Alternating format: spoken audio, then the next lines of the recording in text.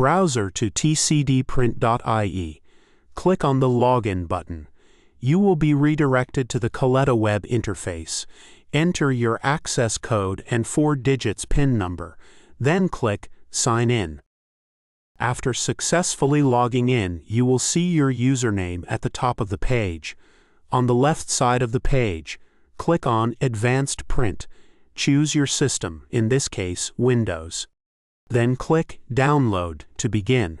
You will be able to see the progress on the screen. Once the download is complete, a zip file will be available.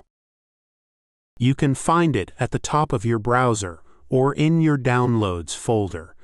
Double-click the downloaded zip file to open it. Extract the folder to a location on your computer where you would like to store. Open the extracted folder and find the installer folder.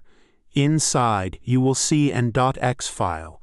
Right-click the .x file and select Run as Administrator to begin the installation process. Verify that the printer queue name is TCD Print Anywhere and that your username is correct. Then click Next to continue. Follow the progress bar until the installation is complete. Click Finish once done. Search for printers and scanners on your computer. In the Printers section, you should see the remote printer called TCD Print Anywhere successfully installed and ready for use.